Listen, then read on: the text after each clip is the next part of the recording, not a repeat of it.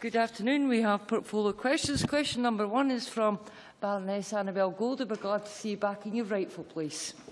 Thank you, Presiding Officer. To ask the Scottish Government what funding strategy it has to facilitate a high-speed rail link between Scotland and London. Minister Keith Brown. The funding strategy for high-speed rail will be determined following the output of the joint study between the Transport Scotland and the Department for Transport and HS2 Limited, announced on the 1st of November 2013. And that study should identify options for high-speed rail to Scotland and associated high-level costs. Annabel Goldie. I thank the Minister, and I'm aware the Scottish Government has given significant support to the scheme. Now, I, of course, disagree with the Government's policy of independence, which I hope the electorate will reject wholeheartedly at next year's referendum. Nonetheless, if independence happens, how will the high-speed rail link be funded between a separate Scottish Government and the United Kingdom Government, and who will pay for what? Minister. Well, first of all, I think the study is essential to happen first, because that gives us an idea of the potential routes and therefore the potential costs. But of course, we've accepted from the very start that Scotland's got a contribution to make towards the funding of this vital infrastructure project. Some estimates, not ours, have put it around £8 or £9 billion. We accept the fact that we have to make that contribution. And it seems to me perfectly possible for other countries in Europe to have high-speed rail links between different countries and to overcome these issues. But I should say perhaps a bigger obstacle, of course, is the statement from the UK Government that Scotland is not top of their to-do list. And I know that the Baroness is spending more time in Westminster. Perhaps you could say to Alistair Carmichael it really should be top of his to-do list, and the UK Government now has to come out explicitly in support of high-speed rail going all the way from London to Scotland, and that would take the whole process further forward. Jayne Baxter. Sorry. John Scott. Presiding Officer, to ask the Cabinet Secretary when he last met with representatives of the Scottish Futures Trust. Cabinet Secretary, we are on question number 2. Nicola Sturgeon. Thank you. The Scottish Government meets regularly with the Scottish Futures Trust to discuss matters of mutual interest. John Scott. Very much. The Scottish Futures Trust recently revealed to the Finance Committee that of the 49 non-profit distribution projects, only 4 are actually under construction. Can the Cabinet Secretary tell us when the remaining 45 NPD projects will be started, and, if possible, the timescale in which all will be completed? Cabinet Secretary. Well, as the member will be aware, we report regularly and publicly on these matters. I'm happy to send John Scott personally a list of all of the projects and the estimated timescale for them. But can I point out to them that right now there are 4 projects totalling around £270 million, which are currently in construction, including the City of Glasgow College and Inverness College. There are another £500 million of projects expected to start construction before the end of this financial year. That includes Kilmarnock campus, includes the M8, M73, M74 motorway improvements, and there are almost £2 billion worth of projects which are currently in procurement or which have entered development through Hub. For example, NHS Lothian, Royal Hospital for 6 Children, the AWPR project are examples of that. So, as a result of the NPD programme, we're seeing real progress in a number of very high value and very important projects. And I would simply remind the member as well of the context of the NPD programme. We embarked upon this programme to try to deal with the fact that the UK Government was cutting our traditional core capital budget by 26%. That's the context. We're making good progress, and I would hope that all members of the Parliament would get behind it. James Kelly. Thank you, Presiding Officer. The Scottish Futures Trust claim to have delivered benefits of £132 million. I'm interested as to whether these are cash benefits or paper savings. I wonder if the Cabinet Secretary could help by indicating whether the savings were delivered from specific previously allocated budget lines in the 2012-13 budget, and if they were, where the savings were reallocated to.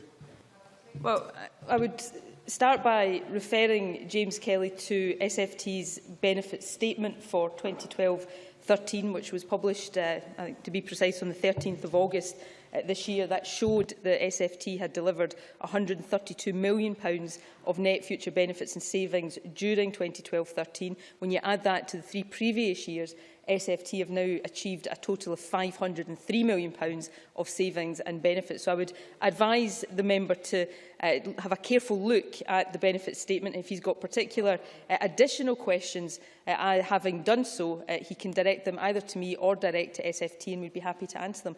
SFT is a success story. It's helping to ensure that we see major projects of economic and social benefit delivered in Scotland, and it's helping to ensure that the impact of that budget cut I referred to in response to John Scott is not holding up procurement and construction. And I would have thought people across the chamber would have welcomed that. Kenneth Gibson.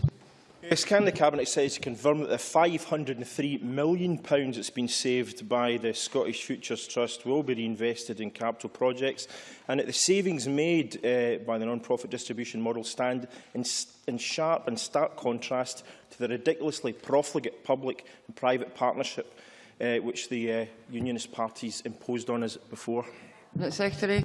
Kenny Gibson is absolutely right. We see through NPD a system that allows us to make progress with these very important projects, but to do so cost effectively and with value to taxpayers. And that stands in stark contrast to some of the projects we saw under PFI and PPP, where we have examples of hospitals where the taxpayer will pay many times the actual value of the asset being delivered. So, you know, I accept that there's many things that divide us in this chamber, but having a system like this that allows us to get on and build hospitals and schools and roads and colleges is something that even the grudging members of the Labour Party would be able to accept. And when they find it within themselves to do so, I'll be the first to praise them for it. Question number 3, Jayne Marra. To ask the Scottish Government what progress is being made on the Tay Estuary Rail Service. Minister Keith Brown. Elements of the Tay Estuary Rail study have already been delivered as part of the December 2011 and December 2012 timetables. Further service enhancements developed in partnership with TACTRA and the rail industry and Transport Scotland will be introduced from the 8th of December 2013. Jayne Marra. I thank the Minister for his response. Can he give me an indication of the timetable to complete the service and also the Government's financial commitment to this over this budget? Because as he knows, with all the waterfront development in Dundee, this is a very important development for commuters and visitors to our city. Minister. I agree with Jayne Marra. This is a very important development, not just for the waterfront developments which are taking place, but I'm not sure which of the services that she is referring to in terms of the completion. We've already introduced 5 new services between Glasgow and Aberdeen, along with additional calls at Broughty Ferry in Perth. We've also had the works being announced in terms of Gleneagles. We'll have more to say on that this week as well. Gleneagles Station in time for the Ryder Cup. As the member herself has mentioned, the work that we have contributed to in terms of the Dundee railway station, a fantastic development. So if she wants to be specific about which service is it she's referring to, I'm more than happy to come back with a detailed response on that. Christian Allard. The Minister will be aware that work is starting on the 14 million rebuild of Dundee station. And after the question of Jayne Marra, will the Minister join me in welcoming Dundee Council's investment and that from Scottish Government as part of the £1 billion waterfront regeneration being delivered by the SNP? Minister.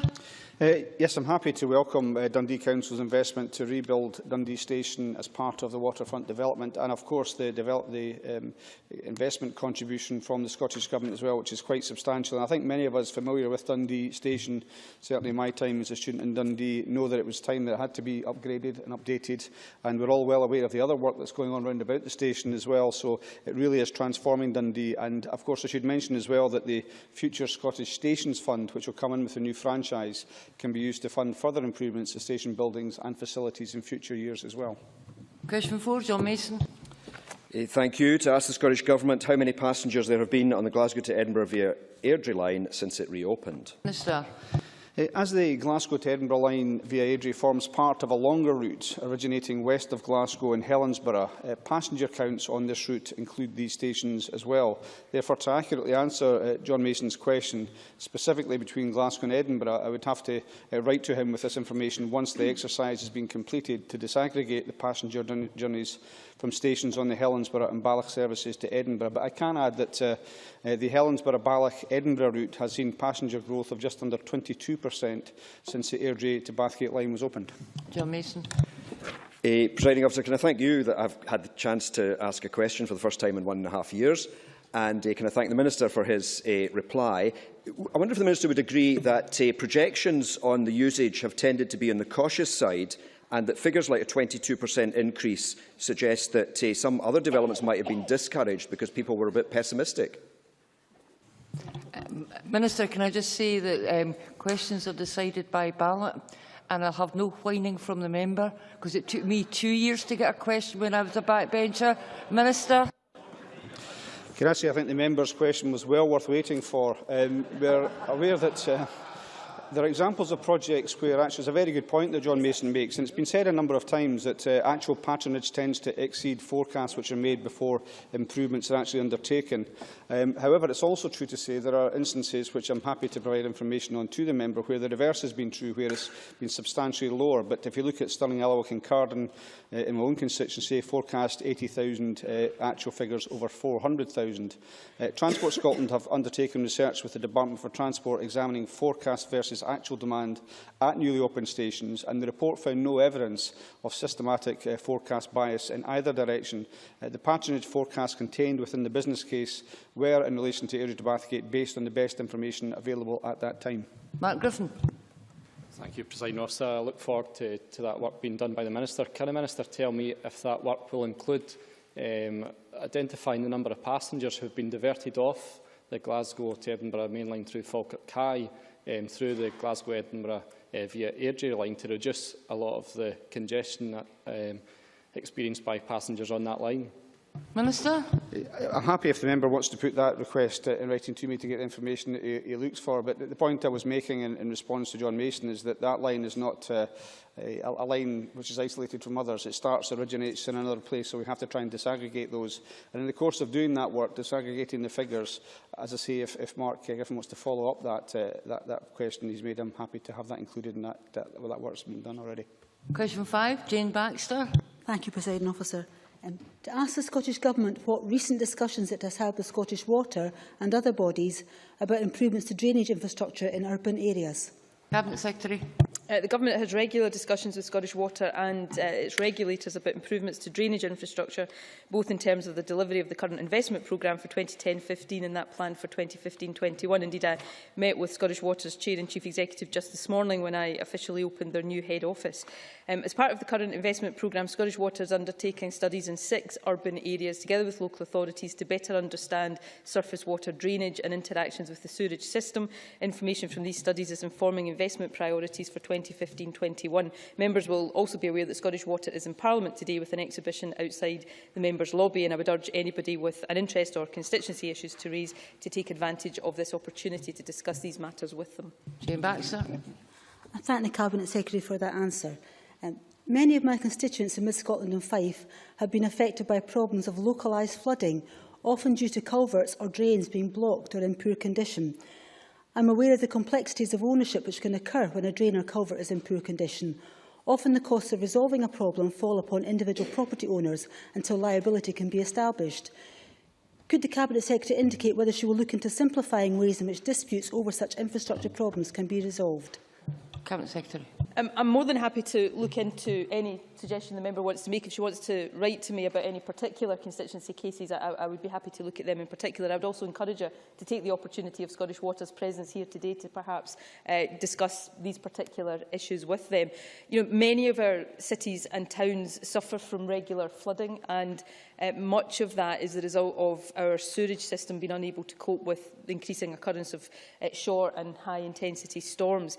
It's really important that before customer and taxpayers' money is invested, we understand the reasons for that flooding, which is why I referred to the studies in my earlier answer. Jayne Baxter is right, there are often complexities around ownership and liability in these cases as well, but Scottish Water is very focused on doing what it can and what it needs to do to resolve these problems when they occur. But as I say, it would be, I'm sure, beneficial to the member and her constituents if she took the opportunity to speak with Scottish Water.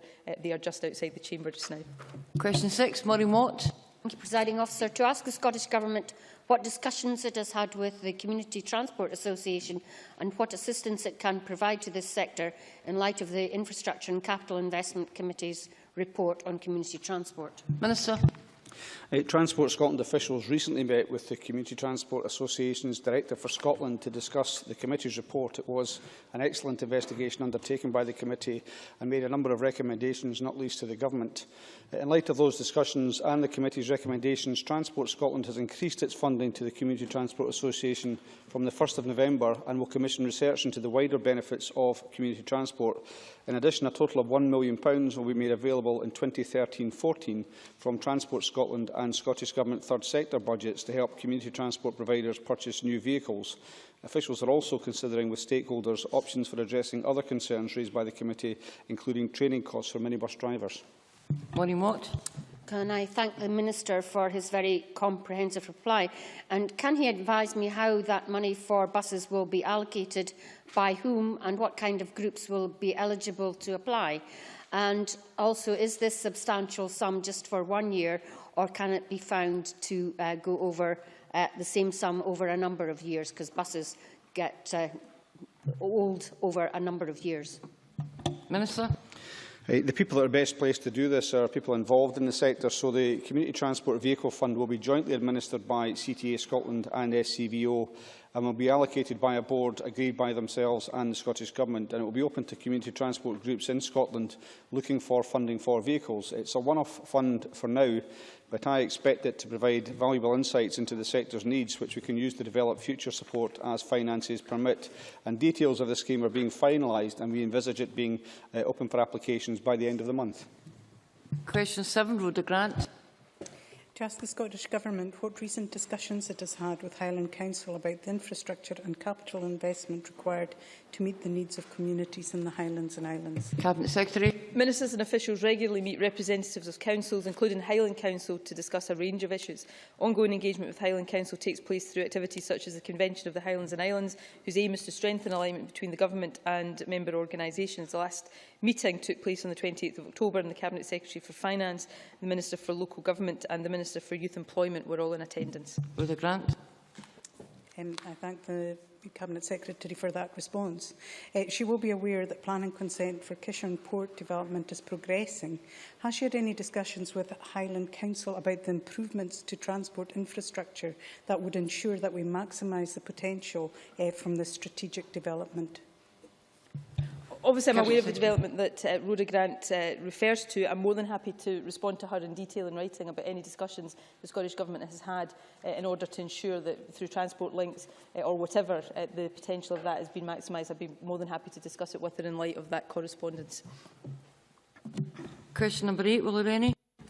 To ask the Scottish Government what steps the Scottish Futures Trust has taken to ensure that the non-profit distributing model investment achieves forecast levels. Cabinet Secretary. Scottish Future Trust works in partnership with each of the individual procuring authorities to support progress of NPD projects.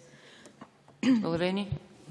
She earlier listed lots of projects that she expected to start, but we've been expecting these projects to start for what seems like a lifetime. The NDP programme was originally intended to provide a massive stimulus to the economy. Does she believe the NDP programme has achieved this objective when we needed it most?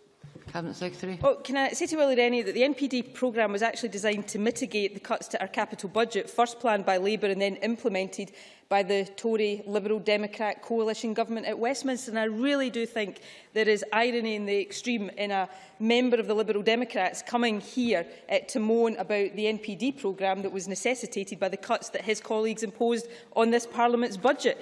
Now, I would repeat what I said earlier on, and well, before I do that, let me say it's no secret that it has taken longer than anticipated for some of the projects to reach procurement and construction, and Willie Rennie and other members will be aware of some of the reasons for the variance against original profile. For example, some NPD projects, Inverness College being an example, are being delivered at less cost than previously envisaged, providing better value for money for the taxpayer, something that I hope Willie Rennie would support. It's also taking some local authorities and health boards longer than anticipated to scope and design schools and community health projects, identify sites and consult the public, all things that are very important in getting projects in the right place and under construction. But notwithstanding that, I'll repeat what I said earlier on, 4 projects worth £270 million currently in construction, another £500 million of projects that will start construction before the end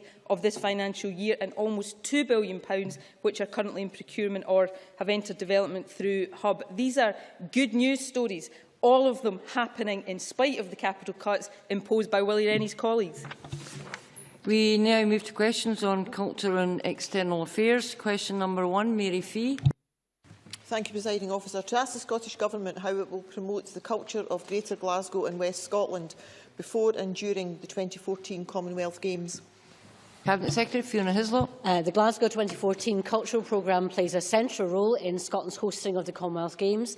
There are 2 elements: the Scotland-wide Cultural 2014 programme, which will feature events, exhibitions and performances across Scotland before, during and immediately following the Games, whilst Festival 2014 is the Glasgow-based Games Time celebration.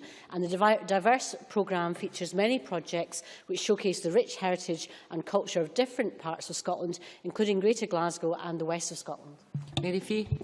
I thank the Minister for that answer, and I look forward to seeing the culture and history of areas like my own in Renfrewshire being promoted, as it was during the very successful recent Mod in Paisley. Can I ask what dialogue, if any, the Minister has had with Renfrewshire Council and other councils in the west of Scotland to promote these areas of cultural significance? Minister. I regularly meet with different council representatives. I spoke at the Vocal Conference only on Monday, and that's the representatives of the council officials from all over Scotland. In terms of the programming, Creative Scotland are leading on the Culture 2014 aspects, but also in relation to wider activities. Glasgow Life are also involved, and particularly around the Glasgow activities. In terms of Renfrewshire, one of the very exciting programmes is part of the landmark series of exhibitions celebrating 25 years of contemporary art in Scotland. That's the Generation programme. Paisley Art Gallery and Museum will look at an exhibition there and look at some of the emerging artists that came forward, including Roddy Buchanan and Jackie Dorothy. So that's more of the contemporary aspects of what is a rich heritage in Renfrewshire that will be shown as part of these celebrations. Question number 2, Christina McKelvey. Thank you very much, Presiding Officer. To ask the Scottish Government what discussions it has had with the UK Government on the decision to review visas for Chinese teachers working in Scotland through the Confucius Hub system. Cabinet Secretary.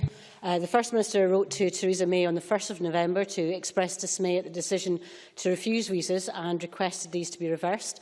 On the 6th of November, the Home Secretary replied to the First Minister to say that she has decided to exercise her discretion and grant all 5 of the individuals an extension of leave outside the rules for a further 12 months, but stating that she considers this to be an exception and that she has no intention of changing the government-authorised exchange programme. I have written to the Prime Minister today about the need for the visa provisions to enable Chinese teachers from Tianjin to stay here for up to 2 years. In this way, our pupils and the teachers can derive maximum benefits from their experience. By failing to make these changes, the UK Government will seriously damage a successful Confucius Institute programme operating across 17 local authorities, and the Prime Minister has the opportunity to instruct a change of policy before his recently announced visit to China this December. Christina McKelvey. Thank you, Cabinet Secretary, for that answer, and can I commend to this Cabinet Secretary the work of the Confucius Hub at Hamilton Grammar and welcome the efforts that's made, successful efforts that's been made by this Government to secure the reversal of the UK Government's initial decision. But does the Cabinet Secretary agree with me that this Home Office fiasco, along with all the other ones that we have to put up with in Scotland, underlines precisely why this Parliament should have control over immigration policy affecting Scotland? Cabinet Secretary. Well, the Confucius hubs and the 13 classrooms across Scotland provide really important teaching of Mandarin, and I think in terms of looking at the policy of this, I really encourage the Home Office to make that change, and I think it's in the Prime Minister's interest before his visit to China to do so. But in terms of the wider issue issue of migration. Scotland has a very large established migrant community. We welcome the contribution that new Scots are making to our economy and society. We know from recent reports that the vast majority are making a positive contribution to our economy, and we reject the negative rhetoric about migrants that we hear sometimes from the UK Government. Obviously, in terms of having more powers over this area, a controlled immigration system under independence that meets our social, economic and demographic needs will certainly mean that we have a system that puts Scotland and Scotland's needs at the forefront of policy making in this area. Question 3, Colin Beattie. To ask the Scottish Government what discussions it had with the new US Ambassador to the UK on his recent visit to the Parliament. Cabinet Secretary. The First Minister and I met Ambassador Barzan during his recent visit to Scotland. The United States is a key market for securing inward investment, for increasing Scottish exports and the attraction of tourists. We are committed to the continued growth and deepening of relations with our American partners. Colin Beattie. I thank the Cabinet Secretary for her response. Does the Cabinet Secretary agree with me that maintaining strong external relations is fundamental to the success of an independent Scotland?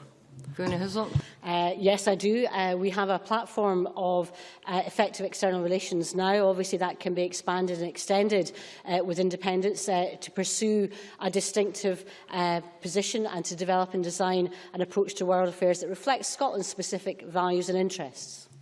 Question 4, John Wilson. Thank you, Presiding Officer. To ask the Scottish Government when it last met Creative Scotland. Cabinet Secretary. I last met Creative Scotland formally on the 10th of October as part of a meeting here at Parliament to discuss Dundee's bid to become UK City of Culture 2017. And on Friday, I met Chief Executive Janet Archer when we launched Time to Shine, Scotland's first ever art strategy for young people at Edinburgh's Festival Theatre's new studio facility. John Wilson. I thank the Cabinet Secretary for her response. Could the Cabinet Secretary outline what educational outreach programmes have been introduced in the Central Scotland area in recent years by Scottish arts organisations? Cabinet Secretary. Well, these are many and varied. The member may be familiar with Cumbernauld Theatre.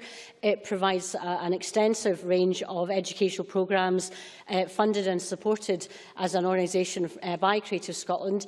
The Youth Music Initiative, a very successful programme, works across the region that the member represents. I can also tell him that the 5 national performing companies have educational activities in all of Scotland's local authority areas, and the information I have is in Lanarkshire. There were 97 different educational activities in North Lanarkshire and 19 in South Lanarkshire, and of course the National Museum of Scotland also works with the Museum of Rural Life in East Kilbride and looks at working with secondary 3 and 4 pupils, for example, in the area of physics. Question number 5, Kenneth Gibson. To ask the Scottish Government how the Scottish 10 project is using the latest laser technology to examine data from the Eastern Qing tombs in China. Cabinet Secretary. The Scottish 10 team used a range of digital technologies to capture the Shaoling and Jinling tombs in 3D. The data processing is still in progress. However, the First Minister has just personally handed over the first data to the Chinese State Administration for Cultural Heritage, and upon completion they will receive an accurate 3D survey data set for the tombs. It's one of the several strands of work that emanated from the signing by the First Minister of a cultural memorandum of understanding with the Chinese Government in December 2011. The team will also produce an animated 3D fly-through digital model which can be used for interpretation and remote access purposes by the Chinese Government for the management of the Eastern Qing tombs. And a fundamental condition of the International Scottish 10 project is that all data and intellectual property rights are handed over to the international partner, and that means the Chinese State Administration for Culture and Heritage can use the data to inform their conservation and management strategies moving forward, and they can also use it for interpretation, education and virtual tourism. Kenneth Gibson. I thank the Cabinet Secretary for a detailed reply. Scientific and educational links between Scotland and China are obviously very important as we seek to deepen the relationship between our two nations. Can the Cabinet Secretary give the Chamber further examples of such cooperation? Cabinet Secretary. Well, there are a number. In terms of culture, I'm delighted to share with the Chamber that the new international exhibition, which was launched and showcasing the development of the cities of Edinburgh and Nanjing, which was formerly the capital of China. It's entitled A Tale of Two Cities, includes archives, artworks, interactive digital material. It's now receiving 20,000 visitors a day, a great tribute particularly to ARCAM's and the historic monuments provisions in Scotland in working in connection with Nanjing Museum. Very good example indeed. Another one on science is Heriot-Watt University, recently recognised as one of the 5th Confucius Institute, and obviously I discussed the issues of teachers in an earlier question, but they're also working with the University of Petroleum in East China. That's a teaching and research university. They focus on engineering. It's an important scientific base for petroleum and petrochemical industries. So even with those two examples, we show the importance of those discussions and the joint working and the importance of learning from each other in these important areas of both culture and science. Question 6, Dennis Robertson. Thank you, Presiding Officer. To ask the Scottish Government what support is available to keep rural theatres open as accessible community hubs. Cabinet Secretary. The Scottish Government makes available support for rural theatres through funding from Creative Scotland. Their arts programming guidelines state that they are keen to support activity in geographic areas and communities where there is currently more limited cultural provision, and will give priority to applications that support this. Through Creative Scotland, we have supported programmes including rural theatres from the Isle of Egg to the Scottish borders. Dennis Robertson. I thank the Cabinet Secretary for that answer. Will the Cabinet Secretary agree with me that theatres such as the Wood End Barn in Bankery and the Aboyne Theatre in my constituency are excellent examples of local theatres embracing culture within their communities? And can she commend the work that they continue to do for the rest of this year and for 2014? Cabinet Secretary. Well, in learning about the member's constituency, I was very intrigued to hear about Wood End Barn. I think it's a very good example of the sort of venue we want to support. It has received funding from Creative Scotland of over £100,000 over the last 2 years, and furthermore due over the next 2 years. I understand there's a whole range of activity from classical music to wood engraving, and I would like to put my recognition on the record for the committed board, the volunteers and the staff. I understand they're having an atomic Doric festival towards the end of November, and I'd be very intrigued to find out what that involves and also to hear about the success of that once it's complete. Question 7, John Finney. Thank you, Presiding Officer. To ask the Scottish Government what the outcomes were of the President of Turkey's recent visit to Scotland. Secretary. I welcomed the President of Turkey on his arrival into Scotland, as I have done with other heads of state. The President was in Scotland to attend the British-Turkish Social Forum, which promotes bilateral relationships between the United Kingdom and Turkey in business, politics, research and the arts. The meeting was organised by the British Academy, not the Scottish Government. The visit provided the opportunity for a discussion of trade opportunities in particular. The opening of a Turkish consulate in Edinburgh will be a positive step to develop our relations with Turkey, as is the developing popularity of the direct Edinburgh-Istanbul flights. Question number 8. Sorry, John Finney. I thank the Cabinet Secretary for that reply, in particular information regarding the consulate. Cabinet Secretary, 2 days ago, Turkey's Supreme Court of Appeals upheld the convictions of 11 public officials following the death and custody of Engin Sebar in 2008. Amnesty have also reported on the flawed investigations into Gezi Park protest-related abuses, the need to establish a truly effective and independent police complaints mechanism, and ongoing concerns about the treatment of Kurdish minority, the rights of lesbian, gay, bisexual, transgender and intersex people, and women and girls. Will the Scottish Government take the opportunity to highlight Amnesty's concerns at a future meeting with the Turkish Government? Cabinet Secretary. Well, in terms of our position, we always take the appropriate opportunities to raise issues of human rights. I would point out to the member that the European Union agreed to restart the membership application of Turkey on the 5th of November. And as part of the negotiations on accession, Turkey must demonstrate that it has abided by the Copenhagen membership criteria, which includes free and fair democratic elections, respect for the rule of law and protection of national minorities. And furthermore, Turkey must show it has fully implemented the European Convention of Human Rights, of which it has been a signatory since 1954. Now, previously, previous negotiations regarding accession have had a positive impact on Turkey's human rights record. We are very supportive of the membership of Turkey, but obviously in terms of that process, I think that's the appropriate way to help acknowledge and improve the system, as they have been striving to do, as we said, from the record back since 2001. But I think this is an opportunity to reinforce those measures as part of the application process. Question number 8, Lewis MacDonald. To ask the Scottish Government whether it will support the development of a major new performance venue in the city as part of a new Aberdeen Exhibition and Conference Centre. Cabinet Secretary. The Aberdeen Exhibition and Conference Centre is a valuable asset to the Scottish economy, adding significant strength to Scotland's capacity to attract and host international conferences. If approached, I'm sure Scottish Enterprise will be pleased to discuss Aberdeen City Council's proposal. Aberdeen City Council have made no direct contact to my portfolio area with regards to a new performance venue in the city. Our national agency, Scottish Enterprise, has supported a range of major infrastructure investments in recent years in order to maximise the economic return for Scotland.